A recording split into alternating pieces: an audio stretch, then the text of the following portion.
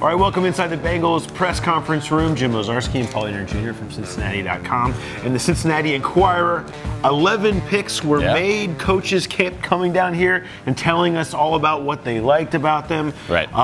You know, it was a long 3 days. We have survived. Yes. At least to this point. We haven't quite walked out yet, but let's talk a little bit about three things. Let's talk about our favorite pick of this weekend, least favorite development of what happened with the Bengals, and the biggest takeaway from these 3 days. I'll let you kick it off. What is your favorite Bengals pick? Yeah, it's the first one. I mean, you listen to our Bengals Beat podcast. We've written it, talked about it.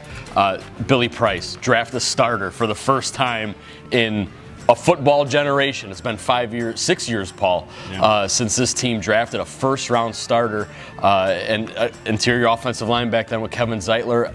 It was a hole, it was a need, it was the best player available. They got that guy. Yeah, you know, we've been talking for years because they've been doing these luxury picks and then they've had injuries and things like that about when is the year where it finally pays off where they have, quote, 2 first-round picks because they keep pushing that on. Well, I think you're finally going to have it, assuming John Ross has a healthy preseason and plays him through this year. You will have 2 first-round picks, and the sort of luxury picks that have happened will finally kind of catch up to him. Billy Price will be a starter day one, that much we know. My favorite pick to me, Jesse Bates III from Wake Forest, for a couple of reasons. They needed more of a playmaking safety, but I liked the fact that they had him targeted at 46. We're not afraid to move back to 54, still get him, and at that time, move up 22 spots in the third and get a premier defensive player like Malik Jefferson. And they would not, a lot of really good players who they had specific targets on went right after Jefferson in the 3rd round. If you go look, if you're talking about Arden Key, if you were talking about Orlando Brown, PJ Hall, a lot of players that you could see them going for went off. They would not have gotten any of those premier defensive players. So the move kind of was a 2-4, and I liked that pick. What was your least favorite development of the weekend? You know, again, sort of waiting around linebacker, 3rd round, and Malik Jefferson could be a good player. We've seen this before with this team. 3rd round draft picks, 1-year veterans.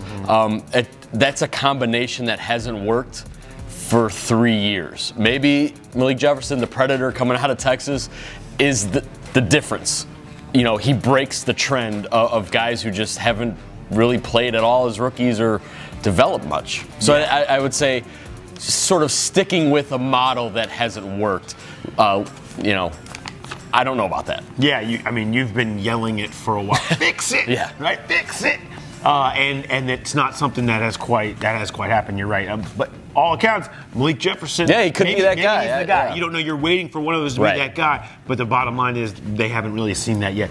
For me, you know, I look at least favorite. The offensive line. Look,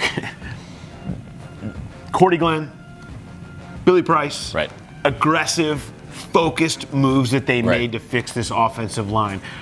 I think you would have liked to see them come back one more time for a 3rd punch at it.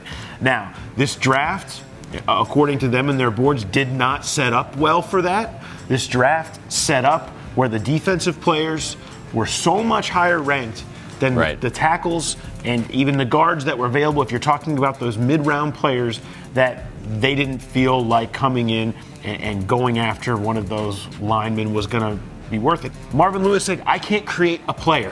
I can't create offensive linemen. And this whole league is suffering from this, where 2 straight years now there has been sort of a dearth of them. But it is definitely an issue that the Bengals have seen where they weren't able to come back in and get one more piece there, the tackle or guard spot. I would have liked to see that. Yeah. Biggest takeaway. You know, you can look at all the defensive picks, Paul. I think for me it was the emphasis on special teams.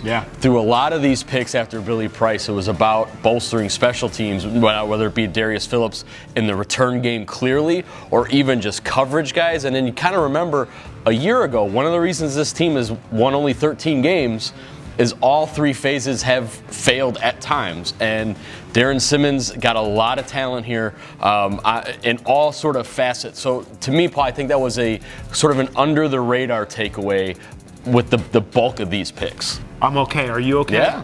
Yeah, we'll talk to Duke Tobin about this on Monday. 50 West Production Works. It's going to be awesome. It's going to be awesome. Live Bengals Beat podcast starting at 7 p.m. Definitely come down, talk to Paul, myself, yell at Duke, or buy him a beer. Buy him a beer, because maybe you're thrilled with a lot of these other picks. So he'll be down there, joining the conversation. It's going to be an absolute great night. We hope to see you down there at the Production Works 50 West, 7 o'clock on Monday. We will talk to you then, and thanks to everybody for following along with all our coverage. To our photographers and videographers extraordinaire, Sam Greene, Kareem Elgazar. Always great to have them with us. We'll talk to you later.